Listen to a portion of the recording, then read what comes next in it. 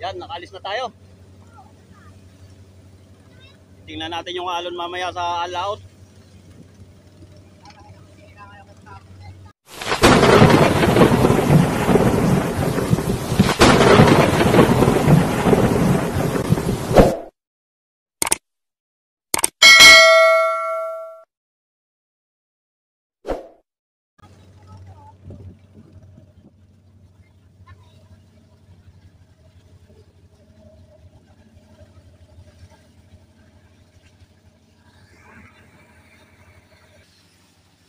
So ayan mga master, so ang karga natin ngayon mga isda lang po. Ginawa lang po ng paraan itong mga isda para hindi mabulok, sayang naman.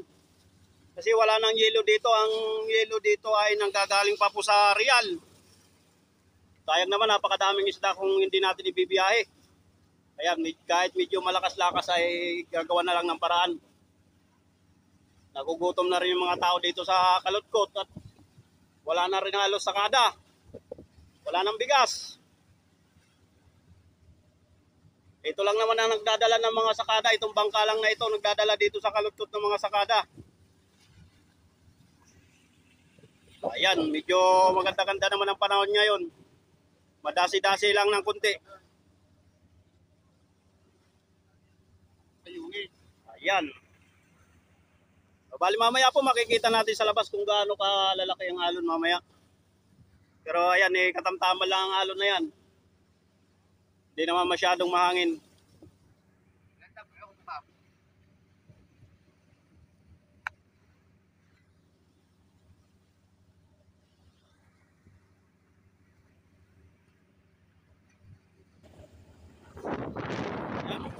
Alright.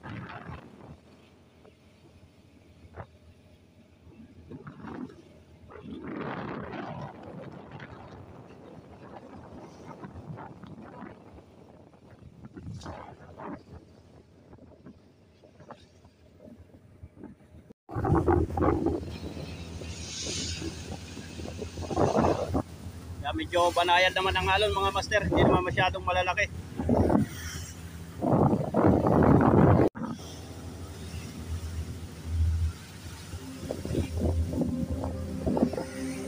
Right. Dito na tayo sa may Salibangbang.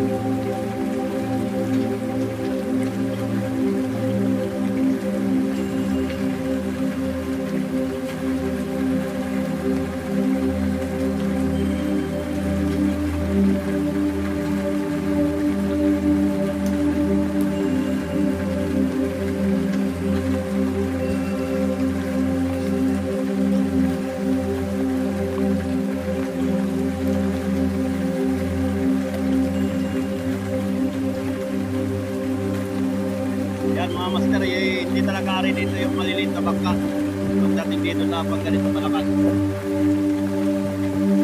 Ayan o.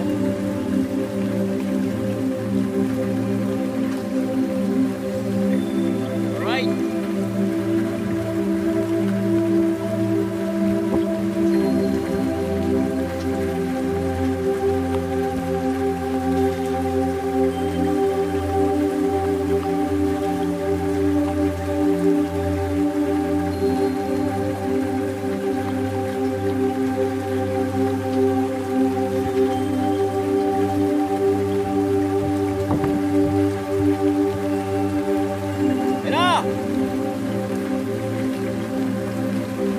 Wala ka. Bago, ayan na. Yan. Dali mo.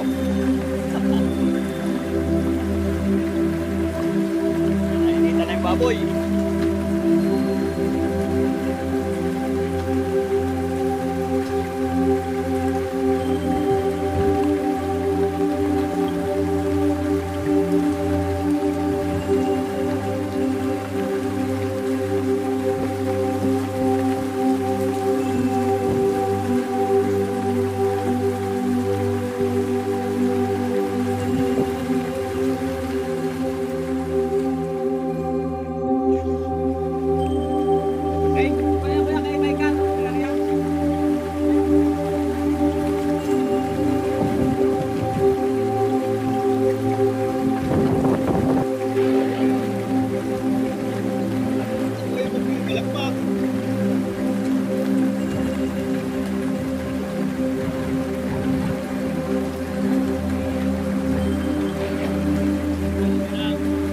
Hilahin na lang yan.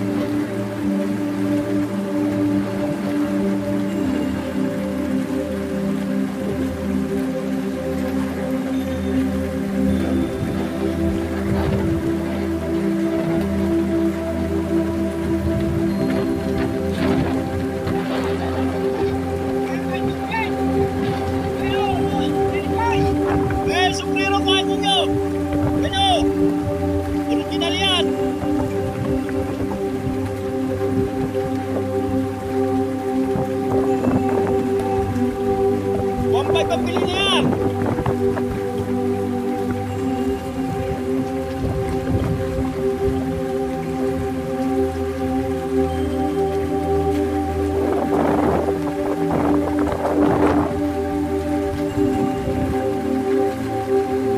Ayos na tayo ng 3 baboy para mga turista. Yeah. Parang nagbabakasyon yung 3 baboy.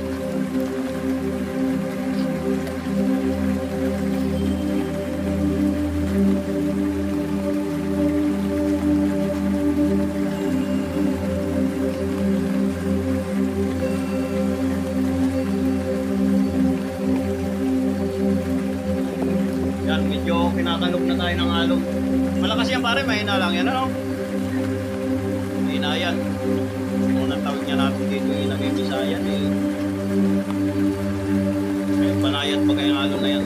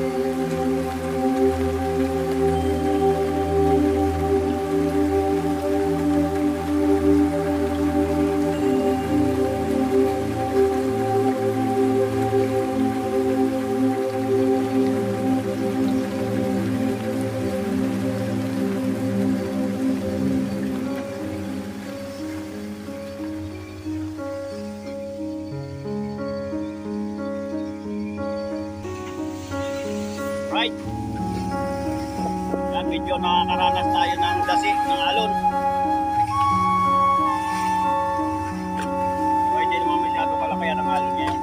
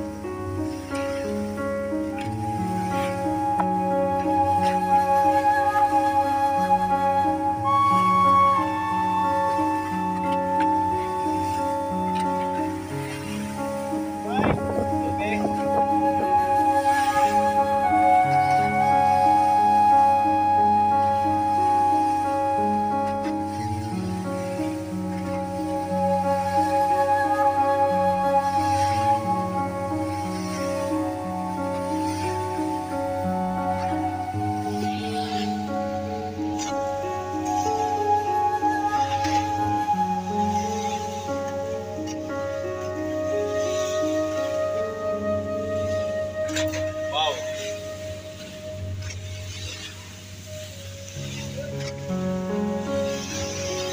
Wow.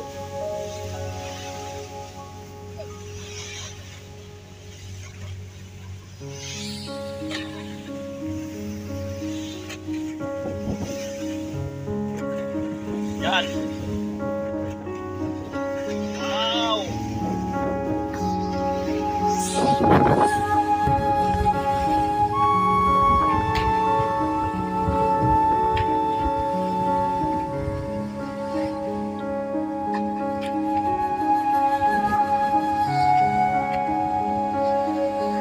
Ayos lang.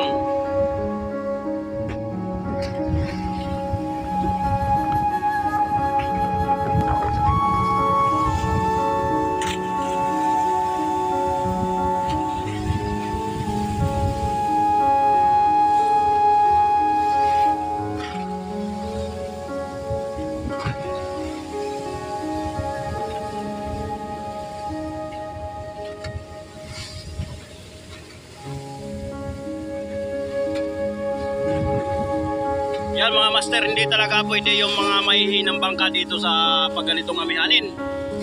At yung kahit malilit lang ang alon, nakita nyo naman oh.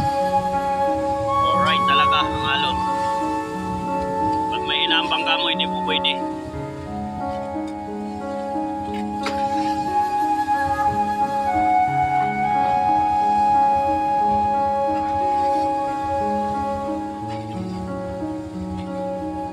Right?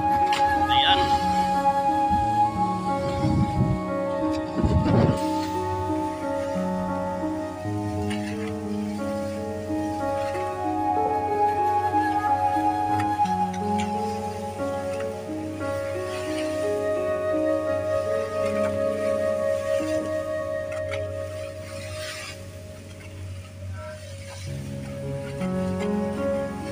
So, mga 30 minutes po ang ating mararanasan ng ganitong medyo may dasi-dasi.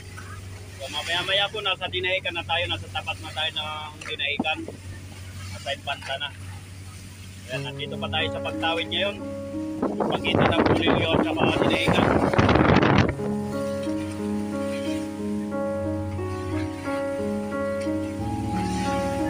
Alright.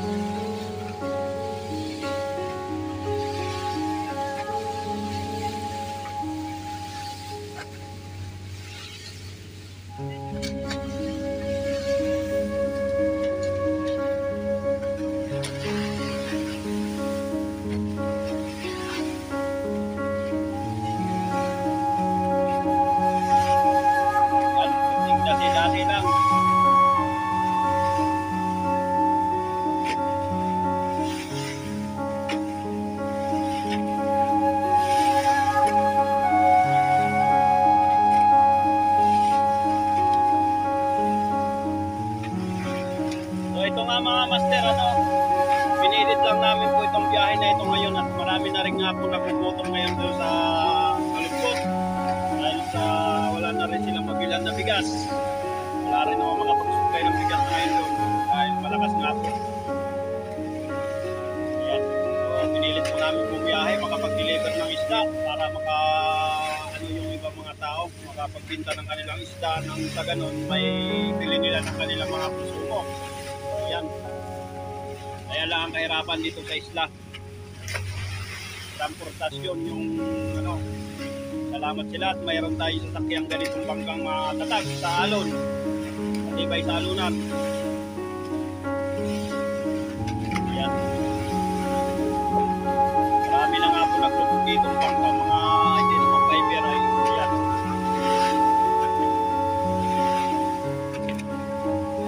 Napakaganda lang ng may bangkang matibay.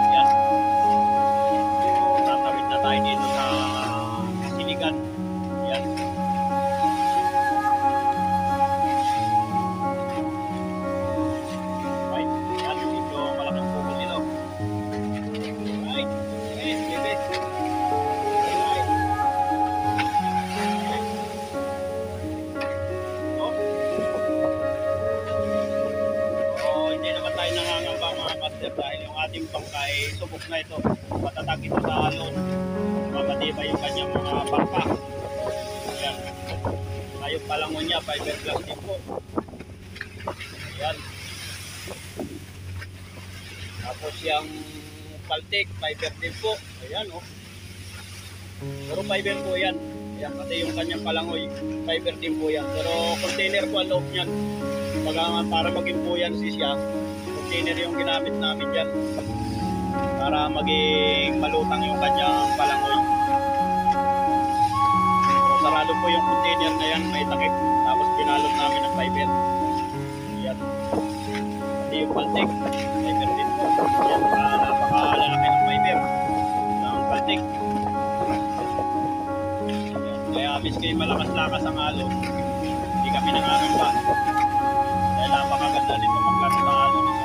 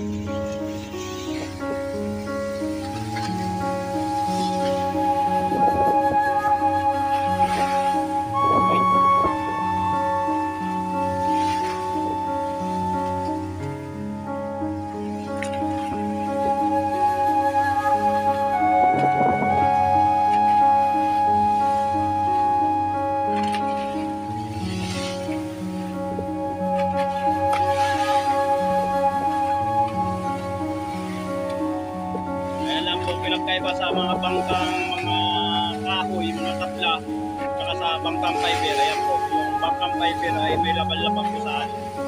Di po kayong mga ngamba na kung ano mabubutas diyan. Hindi kagaya ng mga kahoy, plywood. Habang tumatagal, nahina na po yung mga kanilang nagiging gato na po. So yung mga pako nila nabubulok. Yan, hindi nila napapansin yan. Mga bako lang naman po ginagamit nila dyan, saka epoxy. Tapos may contemper, no? So habang tumatagal po ay hindi nila napapansin, bulok na yung kanilang mga kahoy. Tapos hindi lang nila napapansin, biyahe lang sila ng biyahe. So pagka nito nga pong inaabot ng lakas, ayan, doon nila mararamdaman na mahina na yung kanilang bangka. Ay minsan bigla na lang nalubog. Kasi nabubulok na yung mga pinagpapuan ay kaya nabubunod yung kanilang mga bangka. Sabi, yung mga ligasyon na sisira. Kagandahan po pag pinapaiber, ayan, may laban-laban kasalon. Wala kang iisipin na bulok yung bangka mo at makapal yung pagpapaiber.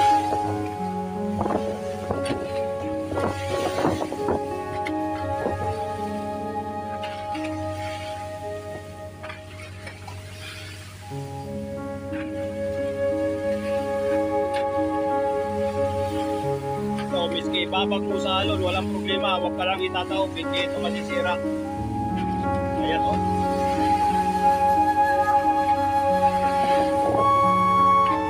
Ayan ang pinagkaiba ng bangkang fiber at saka sa kahoy. Pinagkaiba naman po ito sa mga kagaya ng mga mga pascrap po ay halos hindi sila pwede pag ganito. Malaking alon at wala silang paltik, wala silang palangoy, wala silang pantukol sa tubig. Sa akin lang po pananaw, mas napakatatag po ang bangkang di paltik kaysa yung mga bangkang ay para sa akin lang po kaysa dyan sa mga pascrap. Kasi napakalaking tulong po nung may paltik at saka may palangoy. So ang iniiwasan lang po naman natin kaya ang di paltik minsan ay na-reject. Gawa ng may hina yung paltik nila. So amin naman po pinag-improve yung paltik namin. Pinatibay namin yung aming paltik at saka yung palangoy. Yan. Kaya nangyayari minsan nalubog ang mga di paltik gawa ng napuputulan sila ng paltik. So ayan, yung ginawa po namin para maging matatag yung aming paltik, pinaiber po namin. Ayan, saka palangoy, pinaiber din po namin. Ayan no. Ibabag mo siya sa alon. Walang problema yan, huwag ka lang itataob. Ito naman po hindi ka rin basta-basta itataob nito, gawa nga po na yung palangoy, saka yung paltik, matatag. So baliwala po talaga yung hindi ka basta mga mo sa biyahe po ganitong malakas. Alright. Ayun po.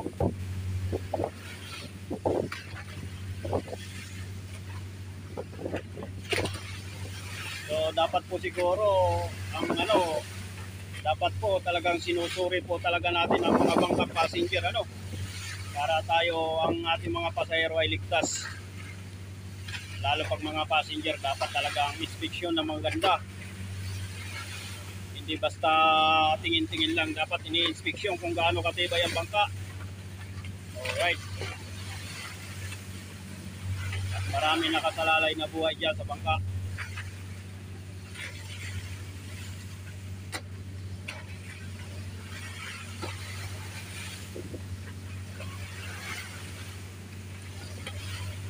Shout out dyan sa ating mga nagpapagawa ng bangka. Ayan. So masasabi ko lang po, patibayin po natin yung ating bangka, lalo pag passenger. Ayan, minsan kasi hindi natin inaasahan, inaabot tayo ng lakas sa laot. Ayan, pakitibay po ang ating mga bangka. Kung maaari, fiber natin, kapalin natin ang fiber. Ayan.